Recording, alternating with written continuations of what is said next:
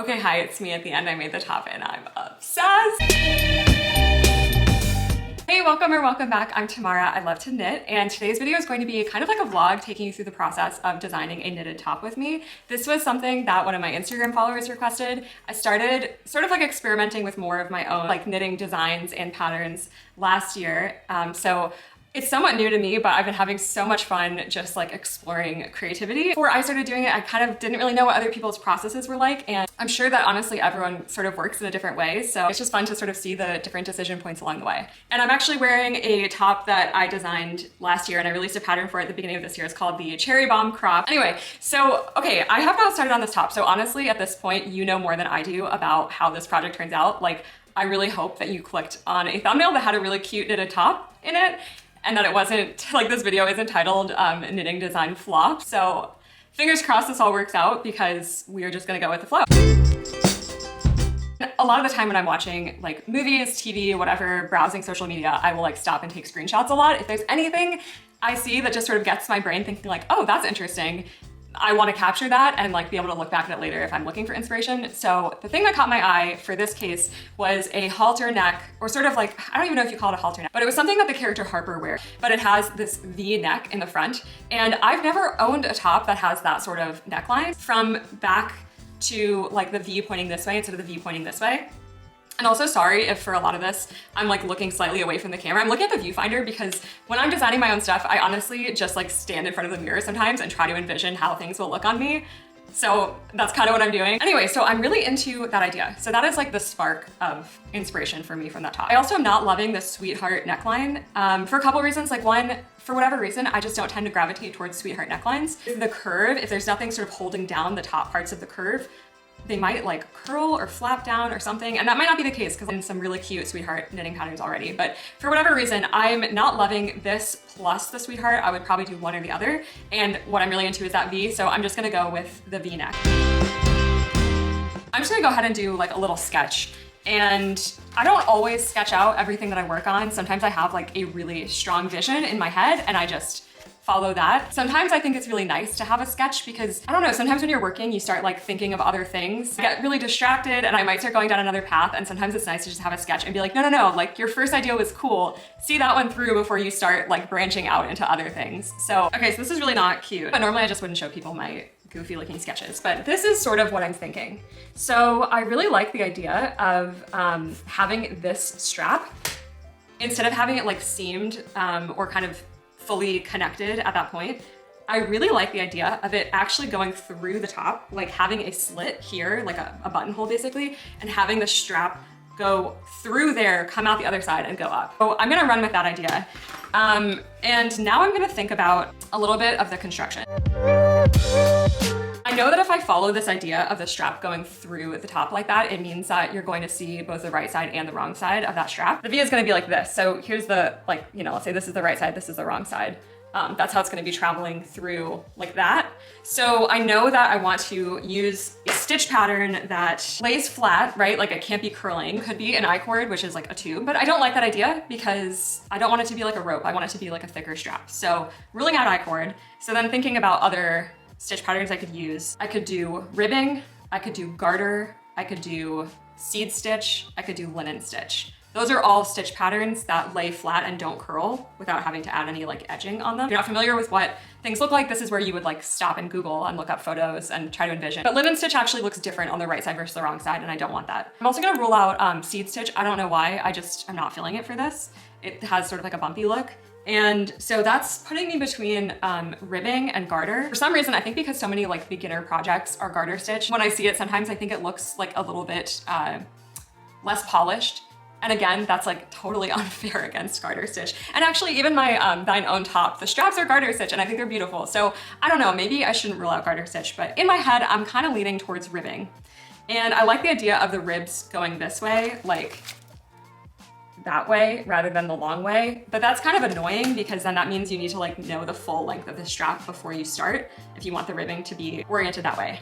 So I don't know, let me procrastinate on that decision for a little bit. Okay, so that's another thing about designing. I think I've talked about this a little bit in some of my like knitting podcast episodes. I love to procrastinate on deciding things that don't need to be decided before I start knitting. And I love trying to choose construction that will let me like avoid making decisions, whether it's like about how long it should be, the hem, whatever, but I can play around with both at the end and decide. And I just realized I never really sketched the back. So you have the two things go into a V in the front, and that kind of like sets them up to be sort of wide on your shoulders. So that will be with the back. And I actually think it could be really cute to make this reversible. That is a cool idea. That is gonna affect my construction too. I can even draw a bottom hem down here. I'm not sure yet what I want the bottom to look like. It could be really cute to have the bottom also be 2x2 ribbing, because that would sort of like draw in the straps. That also kind of makes me lean towards 2x2 ribbing for the straps rather than doing garter stitch, but I'm gonna leave that like blank for now because I think I wanna knit this top down, and that means that I can just decide on the bottom later. Kind of nail the top area, like the neckline is what this whole top is about. So I wanna make sure that I get that right before I invest all of my time in knitting the rest of it. That's one aspect of wanting to start with that. And then the second aspect is I'm just bad at estimating length when I knit bottom up. Like I'm just historically awful at it. So I avoid that. Since I want it to be reversible and I want it to be top down, I'm thinking that I can basically start with like knitting flat and knitting basically this distance. And if you look at size charts, this is what's called front chest width. And then I can kind of do some gradual increases to get this sort of curve of the armpit here, and then put those stitches on hold. And somewhere in there, I'll also do a like a slit, like a buttonhole that the strap will pass through. And then I'll do the same thing on the back. So the front and back will be the same so that you can flip it around and wear it either way. And then join them, and then you're knitting in the round for the rest of it. So I think that makes sense. So thinking about like increasing and decreasing for the bust, right? Like how do you add room for the bust? So in this case, so there's like a few different ways to do that. Short row bust darts are like a way to add, it actually is adding like vertical length, but that basically gives room for your bust to fit in. That's not gonna work for this one because that would be like visual and a gap if you wore it the other way. The same thing with vertical bust darts. Those are when you increase and decrease just along the front of the top, and that basically creates like a cup-like shape and sort of like a princess seam. That's what I used in my Thine Own top. Again, if you do that, then when you wear it the other way, you'd have like two like empty deflated boobs on your back. So not the vibe. So I'm definitely going to just do the increases and decreases for the bust along the side. And then one other thing I was thinking about is I had considered would I want to do like 2x2 ribbing on the top up here too, but I don't want to because ribbing tends to pull in, and I don't want this to like pull in. What I'm leaning towards right now is I like the idea of this being 2x2 ribbing, and then the bottom, like kind of starting around the waist, also being 2x2 ribbing. And so then there's like this shared design element. And I feel like if you put it around the top too, that's like more ribbing than you really need to have. Another thing that you have to think about is curling. So if you're just knitting in stockinette, when it's flat or like along the edges, stockinette will always curl. Like there's so many, you know, help forum posts out there that's like, help, my stockinette is curling. Like, babe, that is just how the fabric works. So I need to think about how do I prevent the top from curling if I'm not doing ribbing. And I think I would like to add an I-cord edge all around the top. So this has applied I-cord edge along the top. So it looks almost like a rolled hem, but it just adds this like almost cord-like edge. So I think that is what I'll do all along the top to kind of keep it looking like clean and polished. Okay, so now I need to figure out what yarn I'm gonna use. So there's like three elements to this. The first is the yarn weight. So how thin or thick is the yarn? The next is the fiber content, so like cotton, wool, linen, etc., etc. And the last one is color. I was like, what is, yeah, color, obviously. What I know for sure is that I want the color to be red. I like red with my coloring, and once a random server at a restaurant told me it was my color. So who am I to disagree? If you are designing your own thing, like think about colors that you like to wear, think about colors that you feel good in, but you don't have that many things in your wardrobe, like, I don't know, again, I could do a whole separate series on like advising you on designing your own knits, but that's sort of the thought process that I take. In terms of yarn weight, I'm thinking somewhere between maybe like DK and worsted, or sort of like a heavy worsted. And that's just because I'm sick of knitting like tiny needle things right now. Just a mood that I'm feeling. When you knit with really small needles, you will have often a drapier fabric because the fabric itself is thinner, and therefore it can kind of like bend more easily and be a little bit more fluid. But I don't think that this is a top that needs or even wants any drapiness because it's actually kind of structured. Like I have this flat wide neckline. I want this band to be like fairly structured, the neckline. So I don't think I want any drapiness. So that's why I'm kind of ruling out like lace or fingering. Ruling out the heavier yarns because I honestly just don't find them super wearable usually, and especially not for a summer top. I don't want it to be super, super thick. Okay, so now let's talk about fiber. It's a tank top, so I'm trying to wear this in the summer. So that generally would mean like plant fibers would be a good choice. So some people are like still totally into wearing wool in the summer. And I think that that to me is fine where I live in like spring and fall, but it gets really hot and humid in the summer where I am. So I wouldn't want to go with like fully wool top in the summer. And like you always have people, if you ever say, oh, I can't wear wool in the summer, you always have a million people being like, actually wool keeps you cooler in the summer than anything else would. And it's like, yeah, well, not if it's like 95% humidity, and I don't know. That's just my personal preference. Your mileage may vary. That's bringing me to cotton.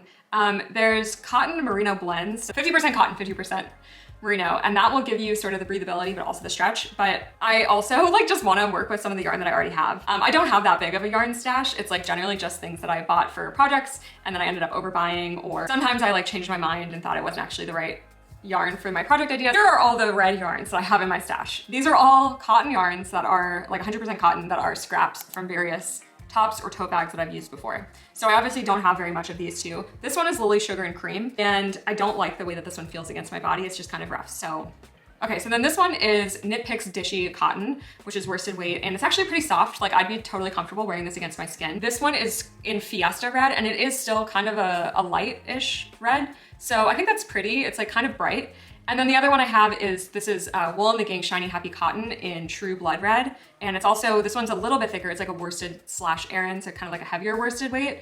And this one is more of like a, I don't know, True Blood Red. You can see these next to each other. So I'm gravitating towards this one because I feel like it just has some drama to it that I'm really into. Yeah, I think I'm gonna lean towards this one.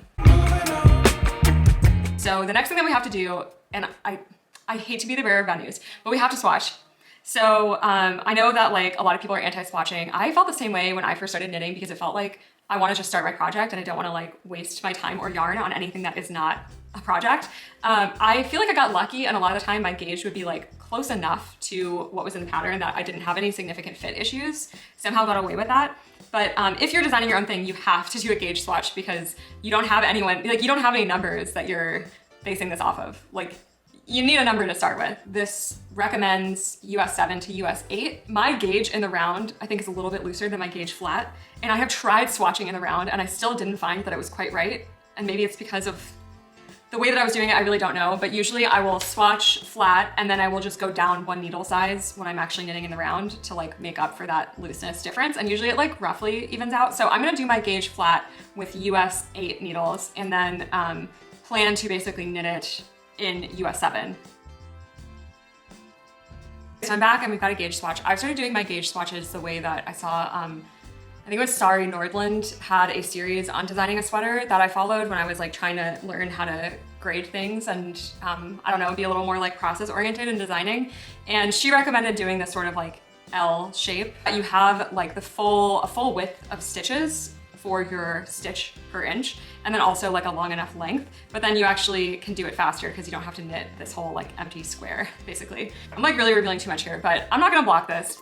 I feel so guilty even saying that, but basically like I've worked with this cotton yarn before and I found that it does not make a big difference between blocked and unblocked, so I'm not gonna bother with it, but if you don't know the fiber you're working with really, really well, you should, I mean, in theory, you should always block your swatches, but especially if you haven't worked with it before, because there are some yarns that like really stretch a lot and change a lot when you wash them. Like the fibers expand or they stretch out or like a whole bunch of things can happen. I've not found that to be the case with this particular yarn, so I'm lazy and I'm not gonna do it. 13, 14, 15, 16. So I'll write down 16 stitches. So write those out for yourself, and also please, please, please, please learn from me. Write down what needle size you're using, so US 8. Okay, so now I have my gauge, so what I need to do next is figure out how many stitches I need to cast on. So what I like to do at this point, I'm trying to make a pattern out of this, so I like to just force myself to do some of the math beforehand, and that just like, I don't know, delays the gratification a little bit because I honestly don't find doing this math. It's not even like hard math. It's like you can do it in Excel, but I just don't find it that fun. So I kind of try to force myself to do it before I cast on. It's also nice because that way if I'm like in the middle of working on it and I'm watching a movie or something and I don't feel like doing the math at that particular time, I've already got the numbers ready. So what I need to do for this case, what I decided is I want to knit the front increase the armpits and do the same on the back and then join them. So basically the measurements I need are, this is the front chest width, and then the back same, like which is like from the your armpit across on the back is called the cross back. So I'm gonna grab a sizing chart. I like to use a sizing chart from Isolde and also Sister Mountain. I'll add those links in the caption. And so front chest width, I basically need to take the front chest width and then multiply it by stitches per inch. I'm gonna round, and that just rounds it to the nearest whole number because like I can't cast on a fraction of an inch. Okay, so my camera died while I was doing that, but basically I was just doing some math to figure out how much I need to cast on for the front chest width and the cross back, and then what to increase for the underarms. And I'll add a link to the kind of the blog post that I was following that was recommended for this by a tech editor that I've been working with. But yeah, I think I'm pretty much ready to cast on now. So I have my amount that I need to cast on for the front. I'm gonna start with the front because that's the one that has the like slit for the strap. So like I wanna make sure that that is gonna look okay. And I haven't decided how many rows in I'm gonna do it yet. I also haven't decided how wide I'm gonna make it. So I guess those are things that I kind of need to figure out. But I'm just gonna kind of wing it and take notes as I go. I feel like this is like ceremonial. So we got our first few stitches casting on for this top. All right, well, wish me luck. I guess we'll see how this goes. Okay, so I've been knitting. I just got to the point where I finished the increases for the underarm on the front. So that is where I'll put the underarm, or I'll put the front stitches on hold and then cast on the back. So, got a lot to show here. So I decided to also knit, I just like unraveled my swatch and knitted a little example of what I was thinking of for the strap, kind of like a little prototype. I just like to do that as I'm working to sort of see things as quickly as possible, because sometimes things don't quite look the way that I expect them to in my head, and that kind of like lets me pivot. I like to know that as soon as I can rather than like after I've already committed to whatever. Me designing honestly involves a lot of like standing in front of a mirror as I awkwardly hold things. I like always have a yarn ball in my pocket as I do this situation so far. So this is with the little example prototype of what I've been thinking the straps will look like. And so I cast it on for this little prototype. I had to cast on width-wise. So that is the annoying thing about wanting the ribbing to go this way rather than this way, is that you have to know the final length before you even cast on. But like, that's just a little bit of math. So I think that's fine. I'm debating if I wish it was a little bit lower down. Like if I wish it started, if I wish I had knitted more rows before I cast it off for the buttonhole, but I think it's okay. And I'm also going to add, I wanna add I-cord edging like around this whole buttonhole as well as around the top and like the sides, because I just think that will give a more polished, intentional look than just having this like random gaping hole. So, and I think this is good so far with the underarm decreases, and the neckline is like about where I want it to be when I wear the top. So yeah, I think in the pattern, I'll since it's like, I mean, you can just knit more rows before you start the increases. So if that's something that someone wants to do, that wouldn't be hard. So yeah, okay, I'm happy with it. I'm gonna put these stitches on hold. The way I normally like to put my stitches on hold is using one of these things called barber cords, which is like a thin rubber tube. And you can stick your needle through the hole of the tube. You can just easily slip all of your stitches over like that transition point and transfer them to the barber cord. So that makes it really, really fast to take your stitches off the needle, whether that's like because you want to try it on or because you want to put them on hold, versus like having to use like a tapestry needle and scrap yarn. So I use these all the time. This is like my #1 best knitting Notion purchase. So I joined in the round and I'm doing my first try on. I changed into like a thinner tank, so it's easier to try on over it. Honestly, normally I don't try my things on with a tank underneath, but trying to have a little modesty. Okay, also I forgot to say this before, but usually with a gauge swatch, I will take it and like go into the bathroom with a mirror and try it on over my bust. You can see like if it will be sheer or not if I don't wear a bra with it, so hot tip. I think that it's about the right width that I needed for my bust, so I'm happy about that. One thing I will say with these like barber cords is sometimes it almost like stretches out the stitches. like they can get kind of snagged on the cord. So you kind of have to pull the cord a little bit tight. So it can be a little bit hard to tell sometimes, like, is this tight because I'm pulling the cord tight? Is it loose because the cord is like forcibly stretching the stitches out? So that can be like one sort of annoying thing about it. I think this is gonna look the way I want. One thing that I did realize, I kind of thought of after the fact just now, is that I had originally said that I wanted this to be reversible. So I don't know why I used the cross back measurement instead of using the front chest measurement for both. That kind of sucks. And actually I'm going to add an I-cord edge here, which will pull it in. So I think if you wear it with this way facing forward, and this will have the straps like this. I think that will just be a little bit too wide here. So that's annoying. I don't know why I totally forgot about that. I feel like I'm early on enough. I mean, I've only been working on it for like an hour. I think I should redo it and have this be the same width as the front chest. Here's the situation so far. Getting the vibe, looking good. I'm happy with the width of the back too. And I did these decreases along the side from the point of the full bust down. Honestly, did I start them too high? No, not really. I probably could have spread them out a little bit more. So I might do it, these were every other row. I might do it every third row for the pattern, but I'm pretty happy with it.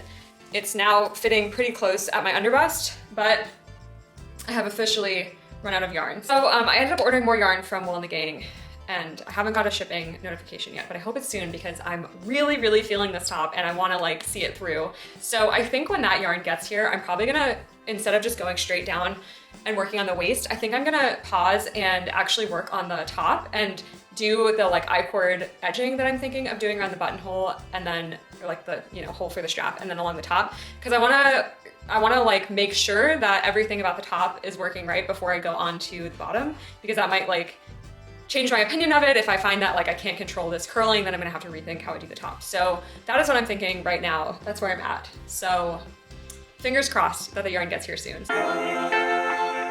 So I got my extra yarn delivered. Like I mentioned, I prioritized adding an I-cord along the top because before it was like just hard to tell if it was gonna stay up or not.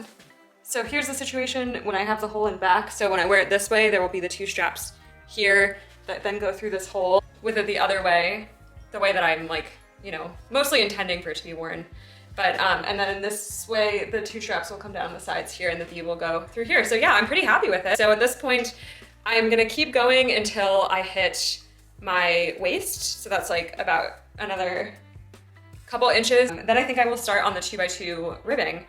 And I'm not sure how long I want this top to be, but that's the benefit of top down. So I think probably somewhere like around here, and I'll probably have to do a little bit of hip shaping. So yeah, I'm gonna keep going.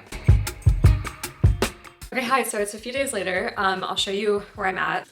So I added this 2x2 ribbing, and I did some hip increases here. So this is my natural waist is right here, and I wanted this to go a little bit farther. I feel like I don't get as much wear out of things that end exactly at my natural waist because that's just pretty high cut, and I feel like I have kind of a high up waist, like relative to my other body proportions. So a lot of even my high-waisted jeans don't quite go up that far. One thing that I'm not like loving right now is I'm finding that there's like a little bit of bunching in the back, you can see.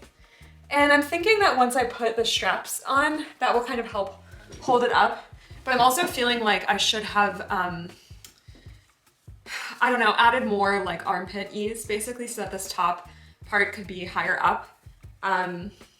I mean, you remember intentionally I wanted the front and the back to be the same shaping so that you could wear it around the other way.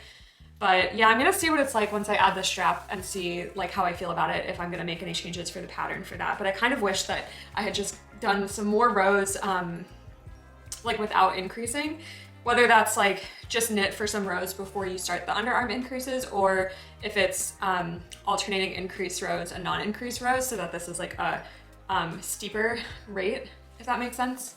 So yeah, those are my thoughts right now. And now, I did just like bind off in rib, but I decided I'm gonna redo that because you can see, I find that if I bind in rib, sometimes the back feels like it bunches up a little bit because the bottom is just a little bit tight. So I'm gonna try actually doing this like stretchy ribbed bind off that Very Pink Knits has. I did it on my Prima pullover and I really liked the effect and I found it super comfy to wear. So I think I'm gonna try redoing it with that right now. So I just redid that bind off with a stretchier method where you're basically like knitting and purling stitches together instead of passing them over, and that just adds more stitches into the bind off and makes it stretchier. I think this looks just as clean and simple. It looks like a little bit different visually, but I think it's really not noticeable, and yeah, I'm really happy with it. I never do tubular bind off, which is another like ribbed bind off that is really stretchy. I just hate it. Like I just don't enjoy the mechanics of it. And yeah, so this is a bind off that I'm really happy with that I use instead.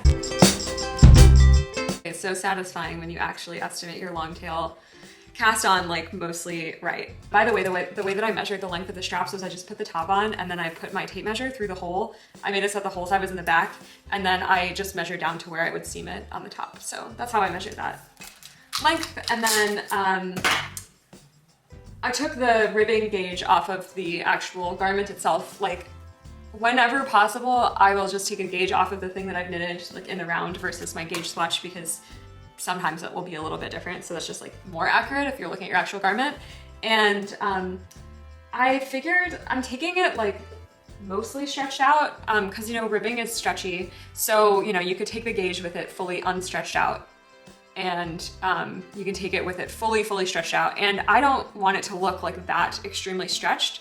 I really like how it looks like this, but for straps, like they might be too loose if you don't fully stretch it. So I was thinking that the way that I can kind of get this like really nice look without losing out on like this, I guess the like pull of the straps actually holding everything up, is I might like crochet some elastics that just like gives it extra hug, I guess. So it like makes it extra snug. So that's my thoughts around that. Hopefully this doesn't go terribly wrong. So, and I think I'm gonna do it just the same like number of rows as this. I really am happy with the little prototype that I made. It is finished. We have a top, folks. So I am so happy with this end result. I'll show you the back too. So here's the front. Here is the back. Okay, I think I am going to add a little bit of elastic, like maybe crocheted on the back side of the strap, because ribbing does stretch. So just to keep this like extra secure. But I'm so happy with this. I actually already wore the top a few times. I brought it with me on a trip to New York and I wore it out multiple times. I styled it with like a jean jacket and these flares that I have on, and I don't know, I'm so happy with this choice of red. I feel like it just adds a really nice pop to any outfit that you're wearing. That sounds so like 2005 magazine of like add a pop of color. But I did find that the second skein, you can see there's like kind of a line here. When I blocked this yarn, I think that just the bottom part bled dye, which is actually, unfortunately, that's the newer yarn that I got. So that's a little bit disappointing, but I don't feel like it's super, now it feels really noticeable to me, but I don't think it's super noticeable in person. And that is just kind of the downside of like working out of your stash. If you run out of yarn, you might need to buy a different dye lot. So that's a bummer, but I'm still gonna wear this top a ton. It's super soft. I do find that since it's cotton, it does stretch out a little bit as you're wearing it, especially like pulling it on and off, because I wore it like a few times in this short trip. And I did find that like it started to get a little bit stretched out, but blocking it just perfectly brought it back to where it needed to be. And yeah, so one thing that I will say about this, so you remember I wanted to make this reversible, so I made the back go up as well. See like how I increase up instead of just keeping this flat? So I do find that when I wear it the other way around, this kind of gapes a little bit. So I'm kind of debating, if I make a pattern for this, I think that it makes more sense to either do two things. I think the top needs to be higher and the back should just be straight across. So that means that either it can't be reversible and you can only wear it with the V in front through the hole, because I really liked that design detail. Or if people really want it to be reversible, I think that I could do that with just the strap being attachable, detachable. So instead of going through this hole, I think I could add buttons, like one button here, one button here, one button here, and then two on the back. And that means that you could like attach and detach the strap with buttons. So I'm kind of curious, maybe I'll do like a poll on my Instagram, but please leave a comment if you have an opinion. Like, I'm not sure how much people value things being reversible or not versus just having this be the design. I will say I think I'm gonna wear it with a V in front much more than the other way because it just feels really special and unique that way. I will show you what it looks like worn reversed. Okay, here it is worn the other way. It's kind of like a very subtle halter neck. See, I feel like it gaps a little bit along the edges here when I wear it this way. And that would be fixed if this back was just straight across and it didn't have these increases here. Sorry, I'm like talking while I'm not looking at it. So yeah, I don't know. I'm curious what people think about it. I could also just make it one pattern that lets you choose like which version you want, if you want this in front or if you want it in back, and like give you both options. That's like another way I could go about it. So I don't know. Please tell me what your thoughts are. So thanks so much for coming along on this journey with me. I had a lot of fun making this top. I'm really happy with how it came out, and it was kind of fun to share the process with you. So let me know if you like this style of video, and I can kind of prioritize doing them more often as I work through new designs. And if you had fun and you're not a subscriber, I would love for you to subscribe and join, and stay tuned for next time. I also share all my projects on my Instagram, and I send tester calls and pattern releases and kind of news like that to my mailing list. So that is all of my obligatory information dump. But this was so fun, and I hope I see you next time.